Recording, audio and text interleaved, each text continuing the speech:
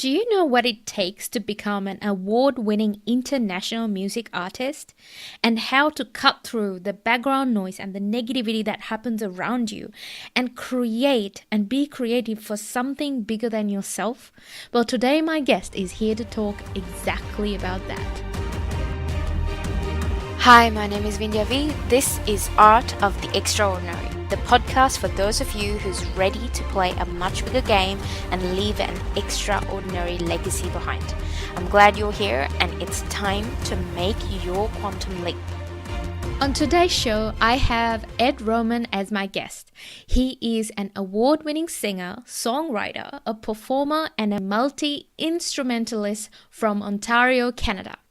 He is really good at blurring the lines between pop, rock, folk, and country music genres, and his songs have been played on more than 100 radio stations across North America and more than 600 stations worldwide. Ed was nominated for Artist Music Guild Award and twice for IMEA Awards, and he has won awards at International Music and Entertainment Association, 2 times at Indie Music Channel, Radio Music Award for Best Americana Artist, and in 2018, Billboard Magazine Emerging Artist.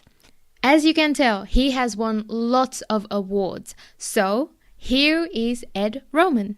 I'm a Canadian, born, bred, and raised. I fell in love with music at a very young age in the 1970s when music seemed to be like clothes people wore. They were excited about what they were listening to. And in my house, I grew up with 3 generations of people. So my grandparents, my parents, and brothers and sisters.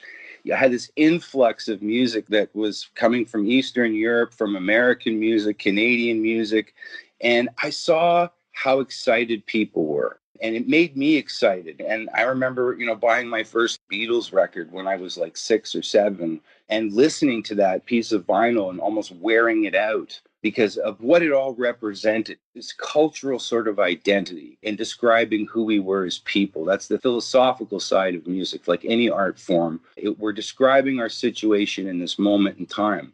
And hand in hand with that, being labeled a dyslexic, which now I call a gift, I was kind of put into that realm of academia was difficult, and sort of gravitating to the arts, theater, and music especially, I was very apt to, embracing what that was. Friends, bands, college. I went to study music at college, and it's always been something that has helped me express myself like many people in art forms, and I can't stop doing it.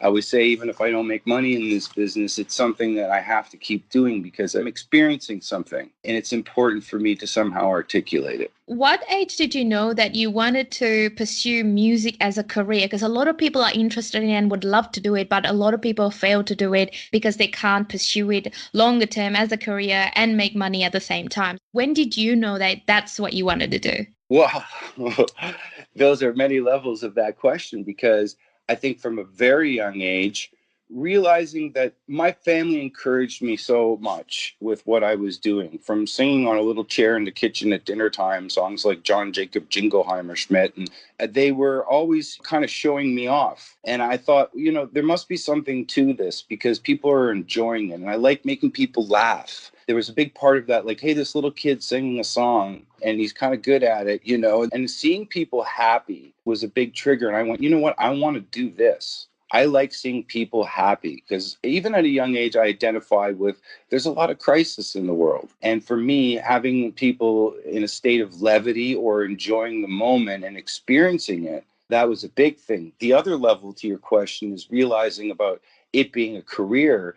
It was an evolutionary process through high school and college, realizing I really want to study what this is. I want to know more about it. Like when a mechanic starts to go to school and they're understanding more and more about the vehicle and how it works and the intimate details of everything of it, it starts to become a part of you. And that's where it really then, the third part of that is it's all encompassing. It's on a continual sort of growth period as we move through our life. And I don't think it ever stops. We're always in a sort of state of learning and experiencing.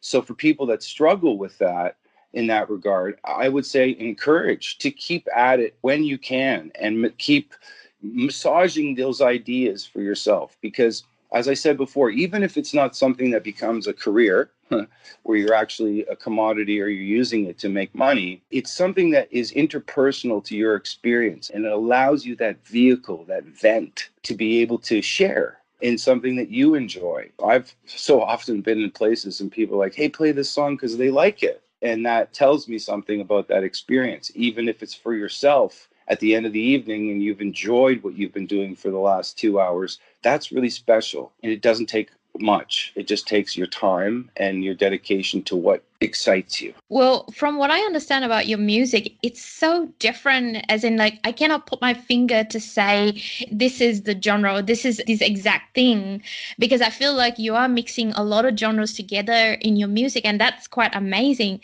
Can you talk to a little bit more about that? That's a great question. And thank you for that. I see that as an incredible compliment. At a very young age, we fall in love with certain kinds of music, and I was lucky to have, as I mentioned before, a wide spectrum of not only family members, but friends, people that, were my brother's friends that were like 10 years older than I was, family friends that would come by. And it was sort of little intimate conversations and philosophical ideas, even from other musicians who I really looked up to and heard them say certain things about that experience. So I've always tried to pursue this whole thing from a spiritual kind of perspective. And for me, when somebody says something philosophical on that level, I need to sort of examine it. So, for instance, an uncle of mine said, we were at his place and a gentleman was playing a violin. And here I'm listening to rock and roll music. And he goes, do you hear that violin? And I went, yeah, of course. And he goes, like, listen to it. Listen to the melody. It's almost like telling you a story. And at that young age, listening to like rock and roll music, I was like, oh, I had this sort of epiphany. Like, it's a melody. It's a beautiful thing. I shouldn't ignore it. And then with that statement, reading other musicians talk about keeping an open head about music to experience as many things as you can, because pooling of those ideas is what creates the new. The constant change of things is one thing, but it has that sort of like bringing ideas in your own experience, whether they're conscious or subconscious, is a part of it. And then the other part for me is the relinquishment of my ego in the experience of writing, to say, I don't have to define myself as this kind of artist, because that can also be sometimes difficult, and putting yourself on one of those kinds of pedestals. So I try to let the experience, whether it's the idea of the beginning of the song, the melody, the spark of the lyric, to pull me through that experience, so that when I look back, I can say it's a country tune, or it's kind of like a country funk tune, or it's like a spoken word piece with this kind of other thing, or it's kind of African, but it's got this undercurrent of this rock kind of thing. I don't want to question that too much, because, as I said, the spiritual aspect to the experience means I'm listening to what it's telling me. It kind of, in the weirdest ways, without it being egotistical, is like with the David being carved out of the stone. It's kind of already there.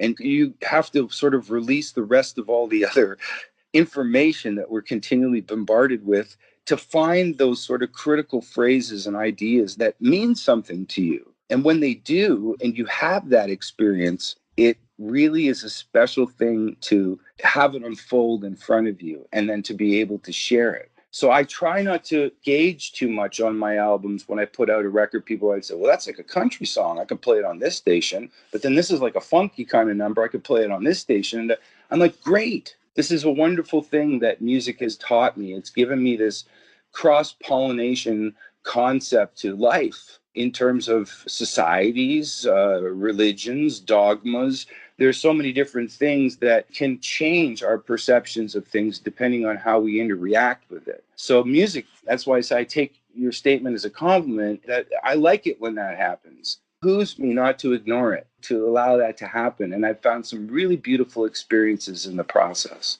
Up until this point, and for in the past number of years, you have been going to a lot of award ceremonies and winning awards and doing a lot of great things with your music.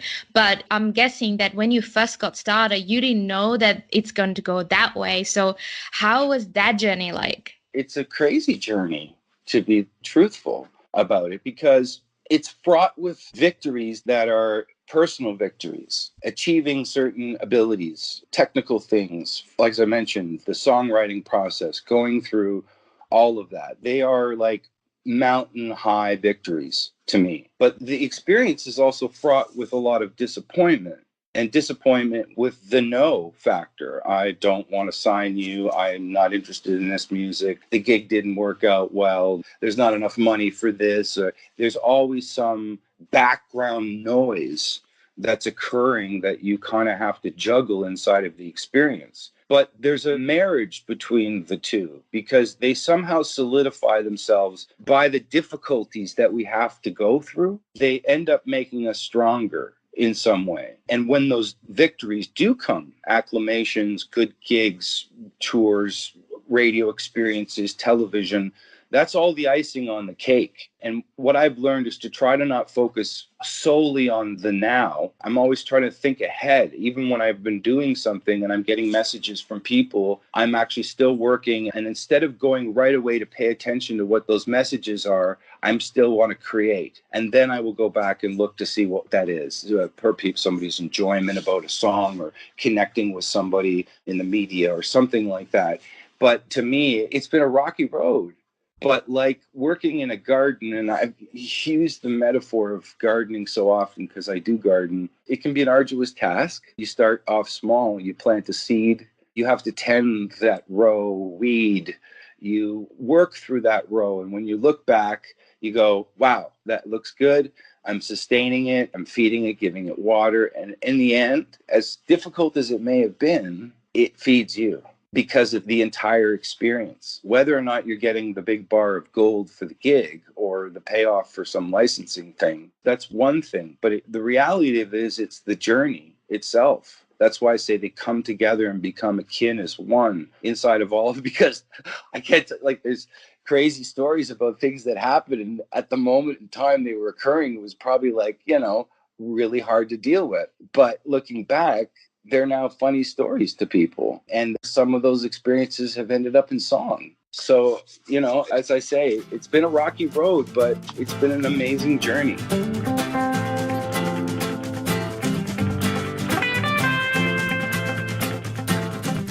Well, do you use particular techniques or things that you do to kind of turn out the noise? Anything at my disposal inside of the process. Before we got on the show tonight, I was scribbling things and working on some stuff in my studio. But I've been in the garden and had experiences driving in the car. I've got to pull the car over and start scribbling on a napkin that I found in the glove box, and then it becomes, this is the thing for me, when that catalytic spark occurs, I need to act on its inertia first. And that inertia for me is the seed. It's enough. Even if I come home with that napkin and that scribble, and it takes me even a week to look at it or that evening to look at it, that was the potent moment of beginning. And for me, as I say, when I start looking at that phrase or grouping of phrases or words, it starts to pull me through. And before I know it, I'm like, oh, what this feels like this. And I wonder if I could imitate that feeling using this. Or I was thinking about this chord structure and I wonder if this idea will, you're always sort of juggling little things to find out. So this is the thing. The method to my method is no method. It's to kind of go with the flow in that regard. And as I said, to relinquish myself to the moment so that it becomes something that's magical in the experience of writing. Because later, when you perform it or it becomes, committed to a record, it feels right. It feels right to deliver because it came from that experience for me. And sometimes it happens quick. I've written a song in 5 minutes and it's simple and I like it because just the way it came out, and I'm not questioning whether it's simple, but it'll have the most radio airplay over the course of a year. And another song that I might spend 6 months writing because I'm deliberating over the lyrical delivery of things. I don't want to be literal all the time. I like metaphorical kind of things that allow the listener to navigate the ideas themselves without it having to actually be faced right away. In that 6-month process of writing, I go, well, that took a while, but it's okay because I enjoyed that experience and it has the same kind of potency to me. It just came differently. And it will get just as much radio airplay, or maybe not. But important thing is that I'm following it for that purpose and not trying to question it too much. I'll be like 5 minutes, maybe, no, it's not right. It came out too quickly, and and then I'll play it to somebody they're like, that's a silver dollar tune. I'm like, is it? And they're like, yeah, it's great. And I'm like, okay, and I do it, and then, and people like it. So again, it's why should I question it? Even inside, as I said, my method is no method. So it's hard for me to go, it's this equation. And I think that, again, that can be a dangerous thing, and scheduling what that is, it can be unhealthy because we vacillate as people emotionally through so many experiences that we can't always be up. We can't always be down or in the middle. We are barometric, and we go through these emotional changes, and hence so should our artistic sort of involvement. And that's what I like about it. Well, I guess that's the same case with like any art form. Like you can't have your own plans. Well, you can, but would you be doing the same quality output if you do work according to a plan that you've created and not really listen to the universe and what it gives you? Exactly. And that's what people sometimes are like, well, that sounds kind of hokey pokey, cosmological, blah, blah, blah. And I'm like, well, listen, I understand your perspective, and it may be due to your experience. But for me, my experience relevates around these life experiences, which are, music is a spiritual thing to me. If I listen to it or I participate in it or whatever it might be, I feel more than just the speakers, and it takes me through this process of somebody else's experience. And like us in our conversation right now, we're giving and taking, we're talking about different things, we're learning from each other. And I think that's so of higher order. It's like gold. Information to me, and those feelings and conceptualizing ideas is more than money. It makes the life experience real. So I never really worry about if they do become critical about what that is, and I talk about it, because I've had spiritual experiences that are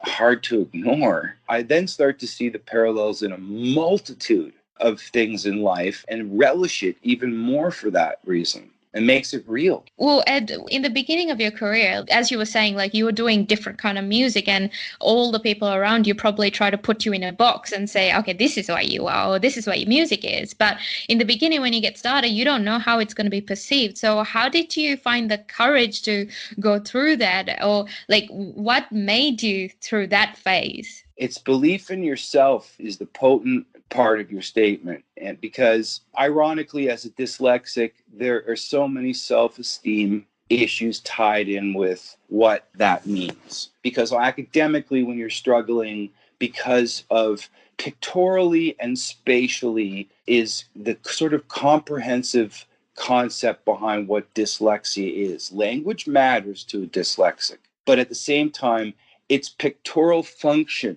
is what is critical in its original absorption of the material. So when you have to go through literary things, a dyslexic has to read it 3 times. Once, you have to struggle with the words. 2, you putting the words and phrases together to have the comprehension. And 3, you have comprehension. You can now regurgitate, do whatever you need to do in order to relay the information. So that in itself is ongoing in my life. My mom was and still is an incredible woman and worked so diligently with me as a young person because I struggled. And when they wanted to put me on medication because they said, your son is hypertensive and he doesn't know how to learn. And my mom's like, no, you're wrong. He's excited. He loves life and he loves learning. And you're not going to put him on this. And she worked night after night with me. But at that same time, knowing I was still struggling, put a guitar in my hands at a very young age. And whether or not I had the lessons at the time, she knew it excited me because I dabble on the piano, and I try to, make instruments at home. So the crux of the issue of having the difficulty, but then starting to excel in a place where my friends and family were like, hey, that was pretty cool. I was like, oh, wait, okay, so I'm not dumb, like the teacher told me at school, and I'm going all these testing facilities because I'm having trouble, and summer school and tutoring.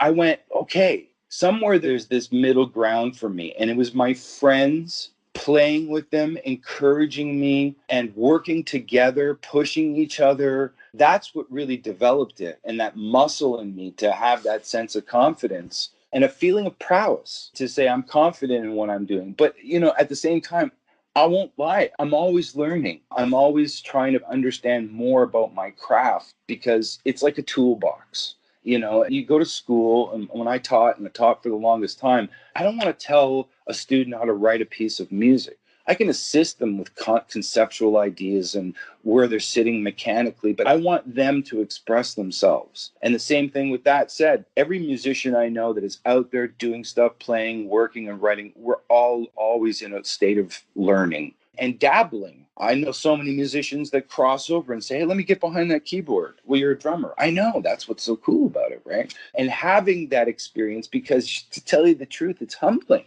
And when you're not well versed on another instrument, the experience takes you back to that simple, infantile moment of that wow moment. What is this? When I touch it like this, it makes this sound. I can do this. I've never done this before.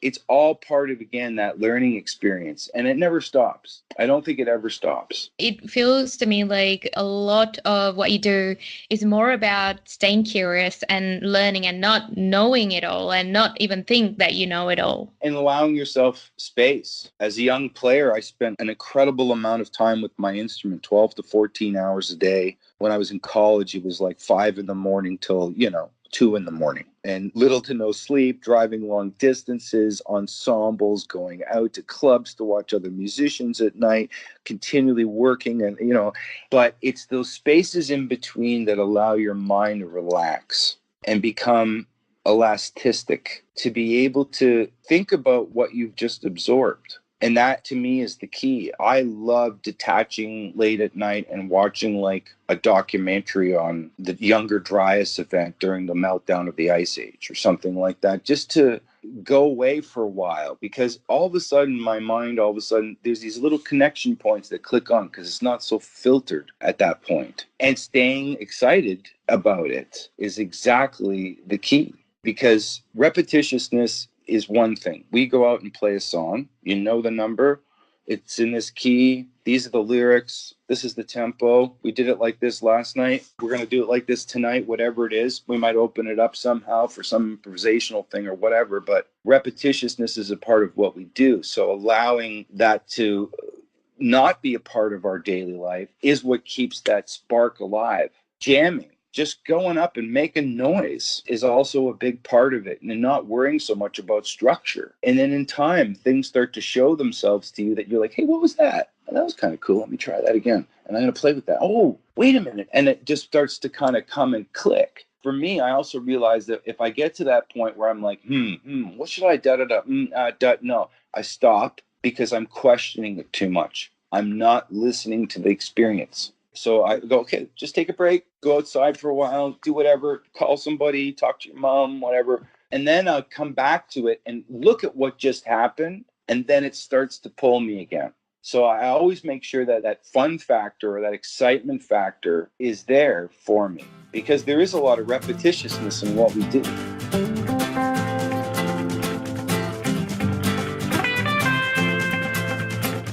Well, that actually leads me nicely into my next question, which is that I understand that you are a very talented musician. You play a lot of instruments and you do great songs, but I have a feeling that there is more to who you are that has made you who you are today. Other than the skill as a musician, what other parts has played in your life, or what other elements you think has seen you through to become the success you are today? I love sociology. I'm fascinated by culture. I'm fascinated by ancient culture. I'm fascinated by, it's hard for me to say the word politics because I believe it to be public service. My dad was a very devout politician. He was the first coalition candidate ever in the history of Canadian federal politics. And if the audience doesn't know what a coalition candidate is, the Liberal and Conservative Party, in the federal sense, asked my father to represent as an independent. He won. He was in Ottawa for 4 years. He was the mayor of our local town for over 30. He was police commissioner for 14. And he was chairman of York Region for over 6 years. And he was a devout people person.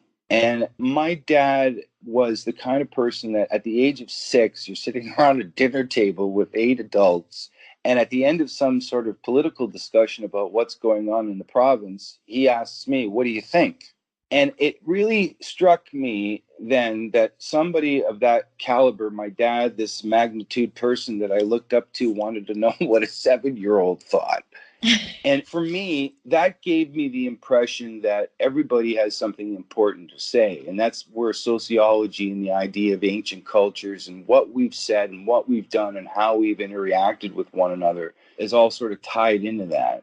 His duties as a person, my father, in essence, really gave me that moralistic sense of like, people matter. And things that he experienced in both federal and municipal politics that were, without having to frame it any other way, corrupt and bothered him greatly, taught me a lot about what was going on crypto politically at a very young age. And my uncle was very also connected to world politics and things like that. I mean, he was friends with Pope John Paul II. Pope John Paul II came to the cathedral that he built on a farm that we had where we grew up, and he blessed the cornerstone of the cathedral. So my experience as a young person with these kinds of people in my life meant that the world was, there's something else going on out there.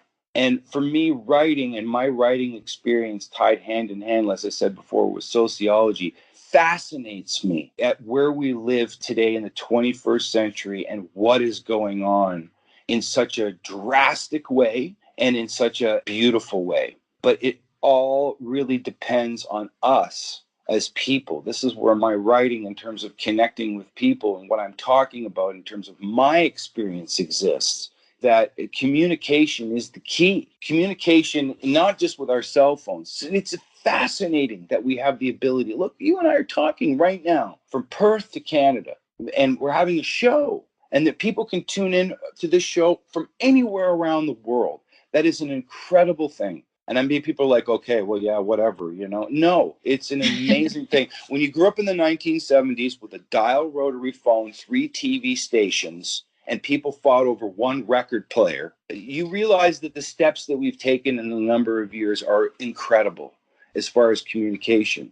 So I'm always trying to ask certain things about where we're at and how we're feeling. And how are you feeling about these kinds of things? I'm like, I just finished writing a group of lyrics that we're talking about. You describe your feeling inside of your experience, because I want to know. So aside from, as I said, the technology and all this different stuff, sitting down with people or singing them a song and interacting with them, there's so much learning going on in that process. It's like sparks hitting the ground.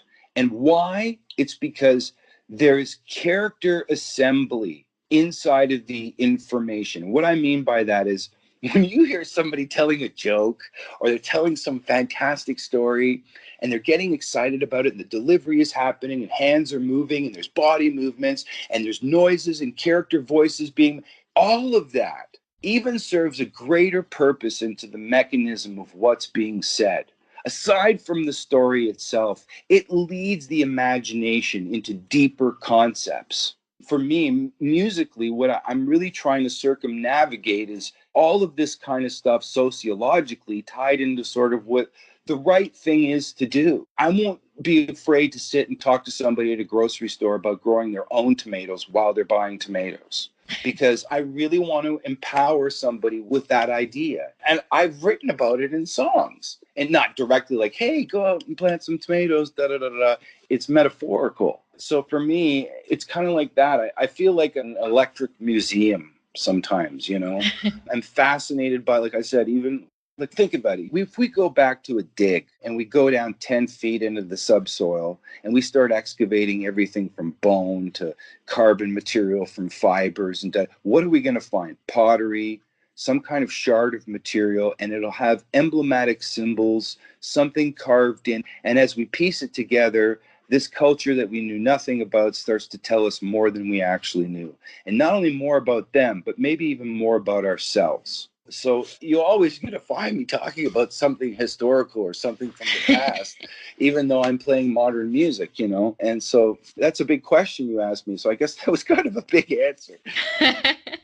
Well, that actually wants to make me want to talk about Red Omen, because when you talk about leaving it to the imagination of the person who's listening, that's what I felt like when I was listening to Red Omen. So tell the audience about what the song is about, like what was the inspiration behind it, because that's something really exciting. Well, you know, my name is Ed Roman, and I'm a dyslexic, and there's the whole thing with reading things backwards, seeing things from the right to the left.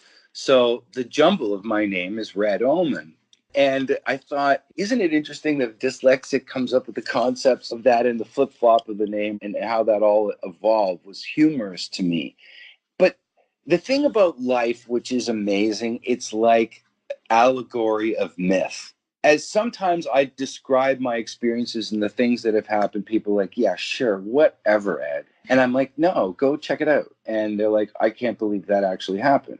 And so this is what is amazing about history itself that fascinates me, and why in that song, there are bits and pieces through the song that are part of my life, whether they're actually happened or they are things I wish that happened, or things that are so wished full that they are attached to the emotional content of what they represent. So story starts off, hey, did I ever tell you that I grew up with Red Omen? And boy, was he a neat kid, okay? You know, he had all sorts of cool things to play with, like a plutonium spaceship lunchbox and a bathtub full of Lego.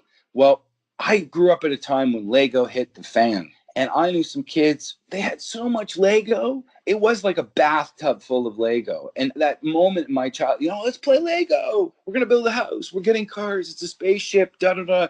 It was like constructive, creative, and it filled me with great ideas. And the plutonium spaceship lunchbox, whether people believe it or not, look, as I mentioned, my uncle was a very entrepreneurial, world-related person, and the mine that he had, Denison Mines, where my father was a chairman, brought home a sample of uranium. And as a young kid, I just thought it was a rock. And I put it in my lunchbox, I took it to school, and I took it out for show and tell.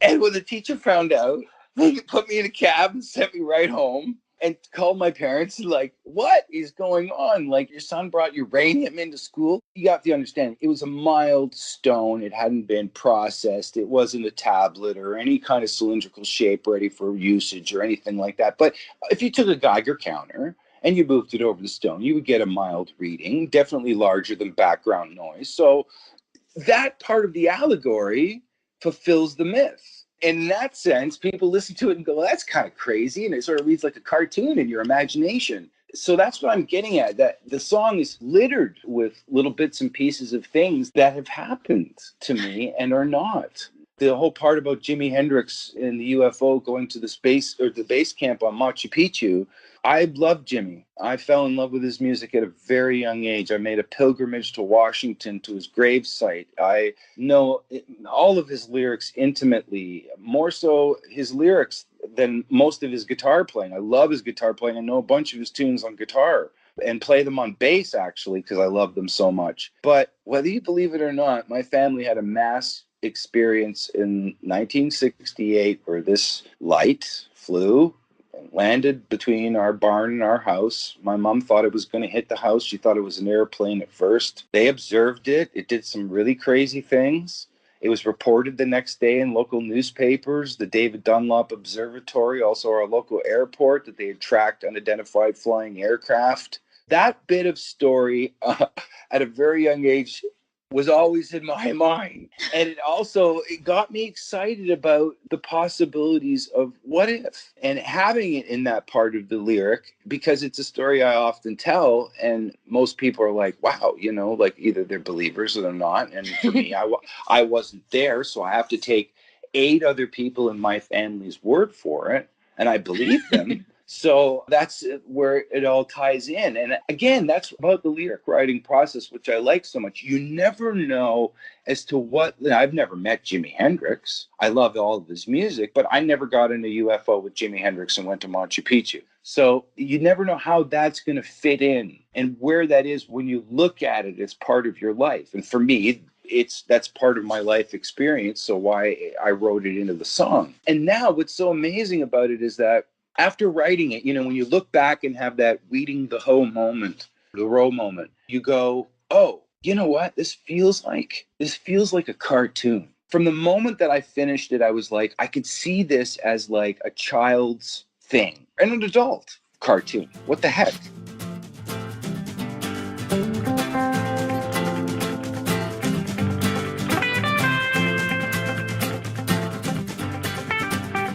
I, for almost 2 years, looked for an animation team or somebody to help me with it, and I found a wonderful animator who's now a good friend of mine in New York City, Nelson Diaz. And his ability, unbelievable. Like some of the people that he's worked with, Sesame Street, Nickelodeon, if you've seen SpongeBob SquarePants.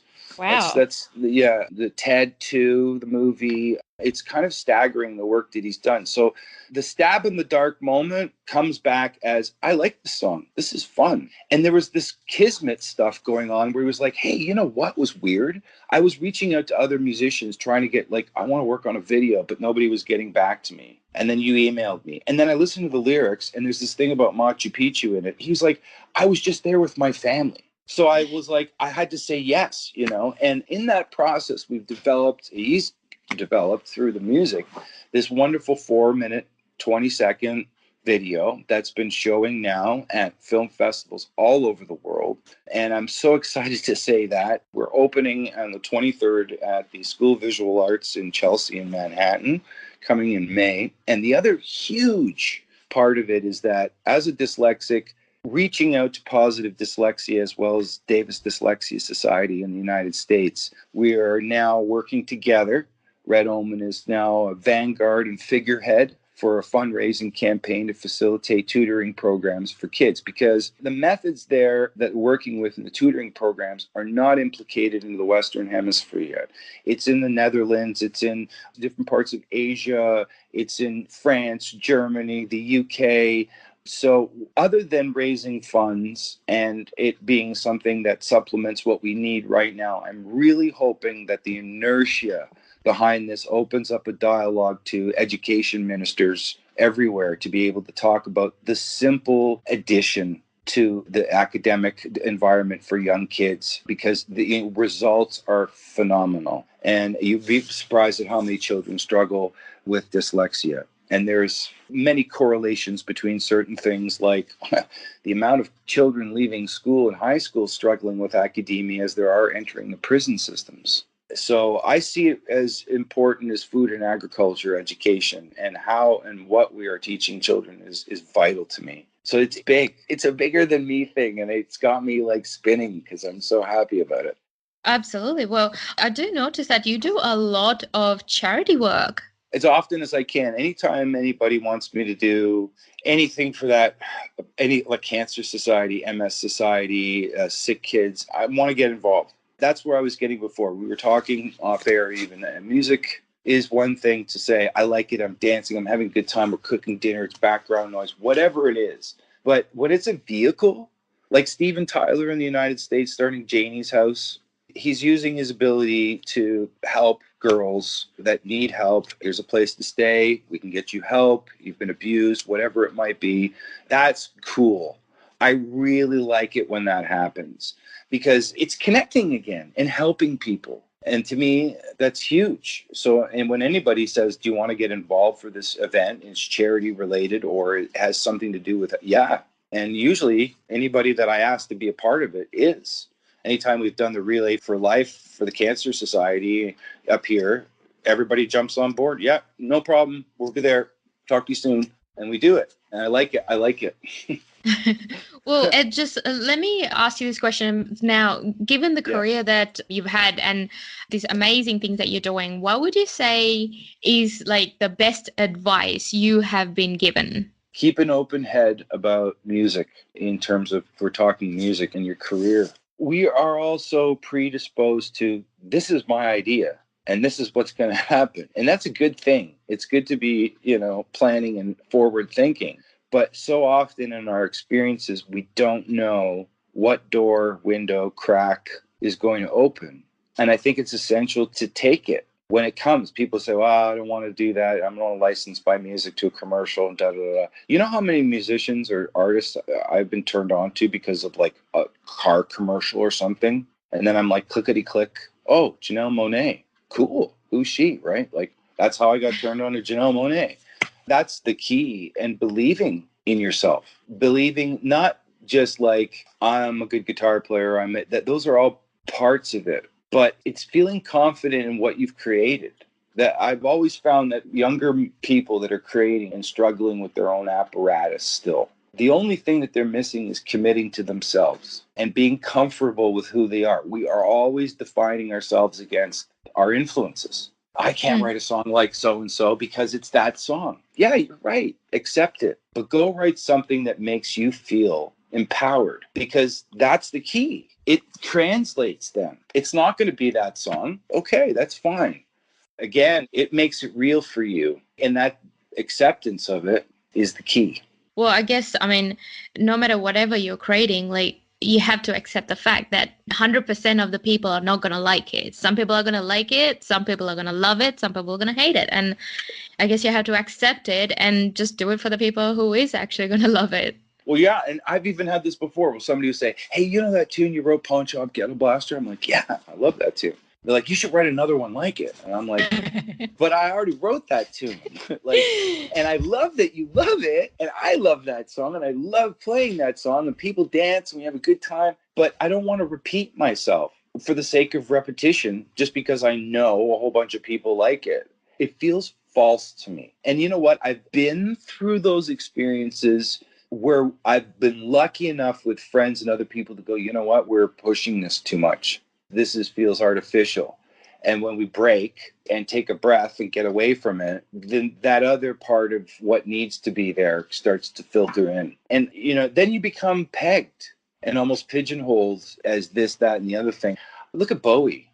Look at how many phases Bowie went through. Even Tom Waits, American artist, composer, from album to album, Nighthawks at the Diner, Swordfish Trombones, whatever it might be, they all have that Waits-esqueness to them, but they're very different, all of them, in his approach and stuff. That's what makes it exciting and I think healthy. So I would say be yourself, be into what you're doing, and be happy with it. Well, what would you say is the worst advice you have been given? Change your name. Dress like this. Just things that are already predisposed to that happened already. If something came up and all of a sudden I decided to dress myself like a 20-foot dragon and there was some reason for it, I would do it. But I don't need to go out and be a 20-foot dragon to play music. I just want to convey the information as best as I can. And through what I've learned, being myself is what is actually most attractive to people. If I try to artificially portray something, I can sort of characterize somebody's voice and make it sound so. That's one thing. But I had some really great friends and people tell me, you know, Ed, you know, when you're yourself, that's when you shine. So I tried to take that to heart because it's hard when you're younger and you're still trying to define yourself as who you are. As I say, we're always confronted by our influences. They are the best thing for us and they're the most intimidating thing for us. So, you know, you got wonderful questions. It's so nice talking to you about this stuff.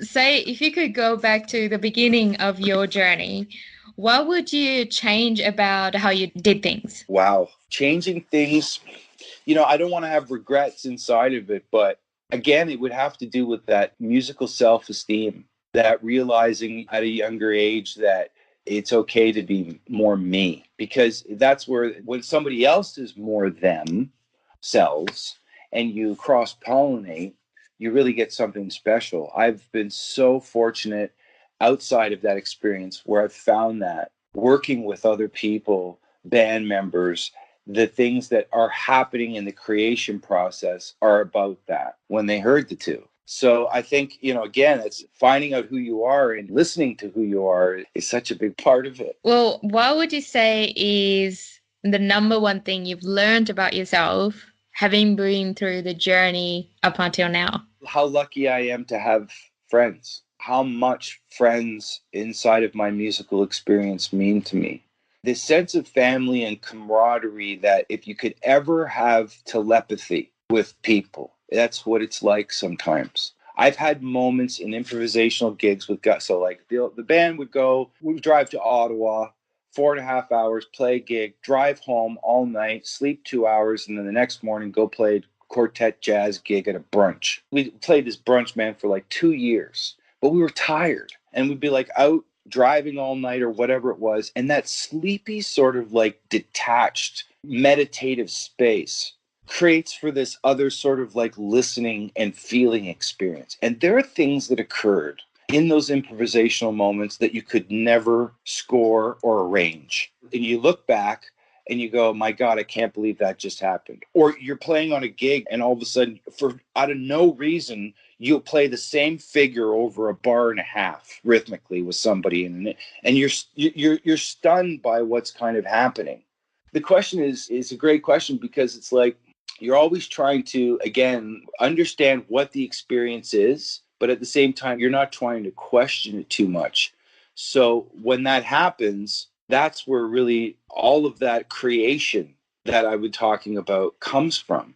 And it's unparalleled to anything I've ever experienced in my life. Well, Ed, it has been lovely having you on the show. Now, I know the new animated music video for Red Omen is coming out on the 23rd of May. So just tell our folks how to find it, how to listen to it, or any gigs that you're attending. How do they find you? Absolutely. Go to edroman.net. You'll find all my social networking buttons there, plus all the gigs that I'm doing, the release date. You can go to Red Omen, the video, which is the page on Facebook. There will be a GoFundMe for a corporate and public fundraising campaign. And as I mentioned, it's showing at film festivals all over the world. It will continue to show at festivals for another 8 to 10 months. So if you see it coming, paying attention to what's going on social media, it's coming to a town near you, go and check it out. It's a lot of fun and you'll get a chuckle out of it. Absolutely. It was such a fun song to listen to. I told you before the interview, you guys should definitely go check it out. Thank you so much. I appreciate it. Yeah. Thanks, Ed. That is our episode for today. I hope you enjoyed it. As always, go check out the show notes at vindhyav.com. And make sure you go and check out Red Omen and the animated video when it comes out. And until we meet next time, my name is Vindhya V, and keep at it in your extraordinary journey.